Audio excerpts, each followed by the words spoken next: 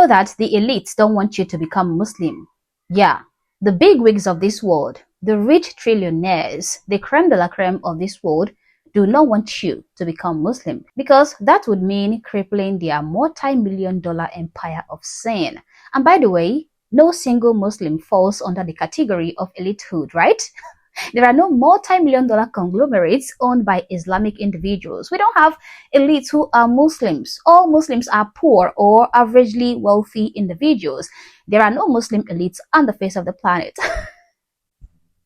Yeah, so let's get back to why these elites don't want you to become Muslim. So the elites don't want you to become Muslim because elite multi-million-dollar companies will collapse, because then you no longer get to commit atrocities like, drinking alcohol, watch porn, you no longer have access to prostitution or gamble, because all of this is haram, even though alcohol is imported and consumed in almost every Muslim majority nation. Shisha and chain smoking is massively halal, so knock yourself out with them smokes. Even though wealthy Muslim elites drink, gamble, and visit escorts worldwide, and even though corn consumption in so-called conservative Islamic countries is usually higher, not lower. So yeah, the elites don't want you to become Muslim because, of course, they want you to keep patronizing their establishments, or so I heard. Well guys, I'm not so good at selling you this lie, so I'll pass the mic to the master of Taqiyya himself, who have no problem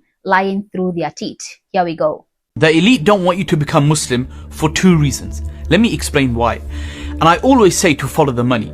See where the money trail is and you'll uncover people's true intentions. Because think about it, if everyone was to become Muslim, that's the $1.6 trillion alcohol industry gone.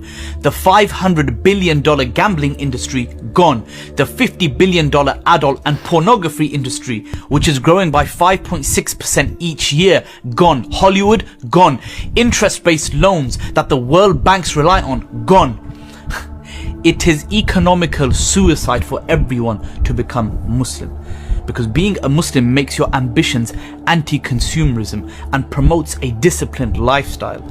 The exact thing they don't want you to do, because if you become disciplined, you become difficult to sell to and difficult to control. And this is why the elites are working day and night to program your children to lose their sense of shame and become people who will follow their lusts, feelings and desires. Because think about it. Whenever in history have we had such a strong push on stimulating the sexual mind of children?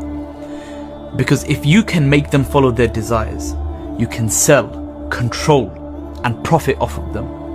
And the only stronghold and defense against this hideous ideology in this world right now is Islam. And that's why they don't want you to become Muslim. Now you know. Now this comment said, but if everyone becomes Muslim, it will open $500 billion self-explosive devices industry to help the faithful reach 72 virgins faster. $50 billion wife-beating equipment industry, 500 billion slave women industry, $50 billion camel pace industry to follow Sahil Al-Bukhari 5686. Follow the money, eh? Guys, these are not my words, okay? They are not my words. الحق روح عبش هلب العبش خطيب الحق روح هذا عبش هلب يقول عبش خطيب يقولون كورونا ماشي كورونا يكذبون عليكم والله قوام سر شنو هذا عالي شنو هذا غسول الكبد وغسول كل الامراض الله جعل من بولها دواء. Now, first of all, guys, I want to debunk his false claim that the elites don't want you to become Muslim, because you will somehow become a walking moral compass who wouldn't protest the law that prohibits you to marry 6-year-old little girls.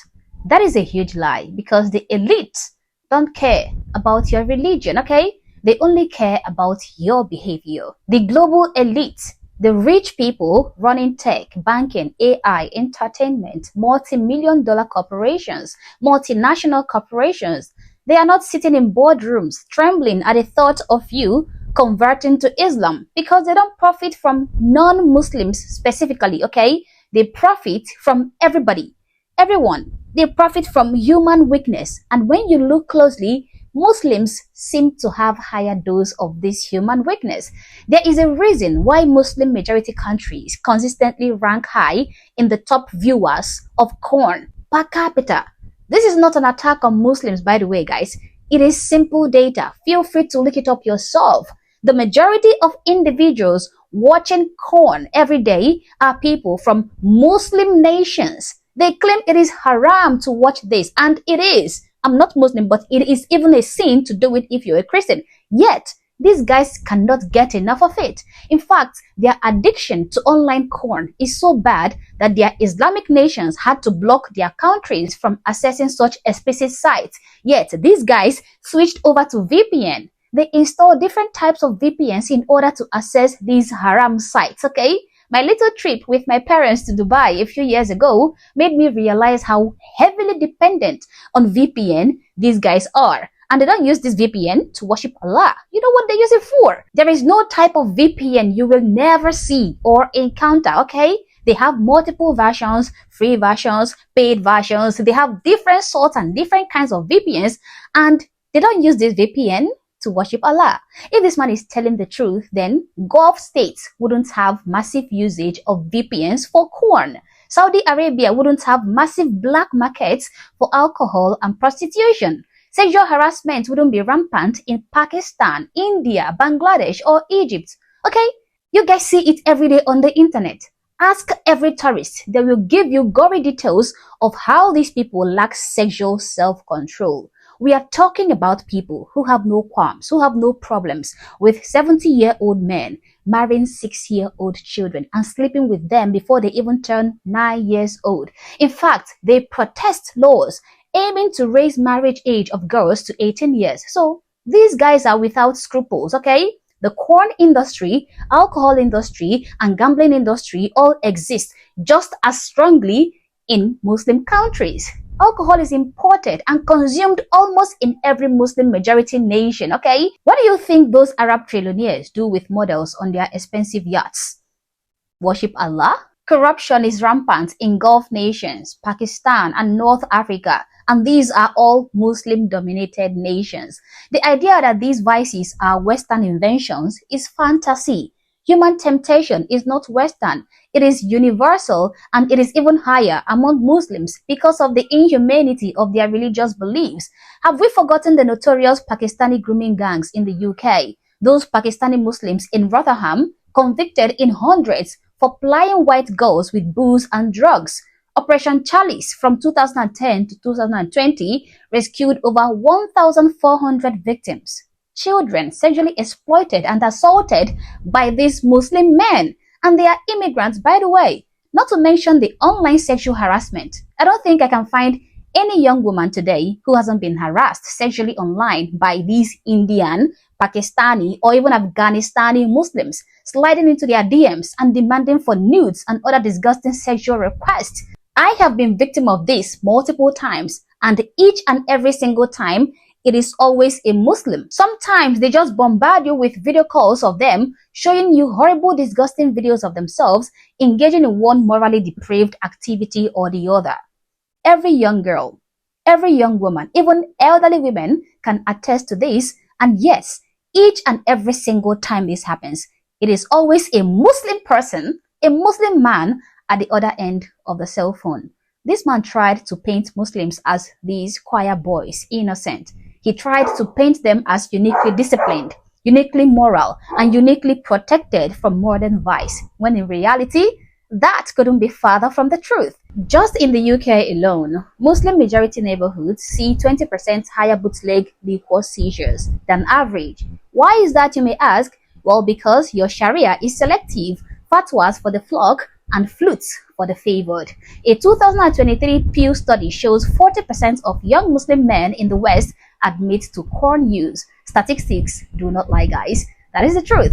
Islamic countries themselves often rely financially on Western entertainment, tourism, and then vice. Look at Dubai. Look at Qatar, Bahrain, You have nightclubs, Western tourism, casinos nearby, escorts flown in from abroad, designer alcohol served in hotel bars. These are the wealthiest Muslim regions, and yet they rely heavily on Western lifestyle to stay attractive to foreign businesses. If Islam were a spiritual firewall that choked off vice markets, these countries wouldn't look the way they do today. So guys, the elites do not care if everybody converts to Islam. Or in fact, they would even love us all to get converted to Islam because of course, Muslims watch porn, Muslims drink alcohol, Muslims harass women online, Muslims commit grooming crimes, Muslim leaders themselves break Islamic rules privately. Muslims beat their wives, Muslims marry children, Muslims smoke all kinds of pot, shisha, hookah, cigarettes, you name it. Walk into any mosque in district of Dearborn or Bradford and you will find halal butchers next to a hidden shisha den, reeking of illicit hooch. And again, let me also debunk this fact. The people who fund biggest anti-corn crusades are not imams. They are not Muslims, but Bible-believing Christians. We have Operation Underground Railroad. We have Exodus Cry. These are conservative outfits, busting traffickers while their Dawa brothers tweet about Western decadence from the iPhones they even bought from Western world. So guys, elites don't care about you becoming Muslim or not. In fact, they pray that you will become Muslims because Muslims are far worse than people from other religions. What elites actually capitalize on in real life is your human weakness, and you can firmly overcome your human weakness by building self-discipline and following the footsteps of Jesus Christ, a man who committed no sinful practice throughout his life. Not the footsteps of a raging warlord who killed more people than anyone, raped a 9-year-old baby, and coveted other people's wives. Don't let anybody fool you. The truth is there. Seek it for yourself, guys. As always, my people, these are my thoughts, these are my opinions. Please feel free to share yours in the comment section below, but do so respectfully. Also, if you're not yet subscribed to this channel, honestly, I don't know what you're waiting for. Subscribe to the channel. Like and share this video to keep people informed, and consider joining my membership or supporting the channel in any way that you can. Thank you for watching this video, and I hope to catch you on the next one. For now, peace.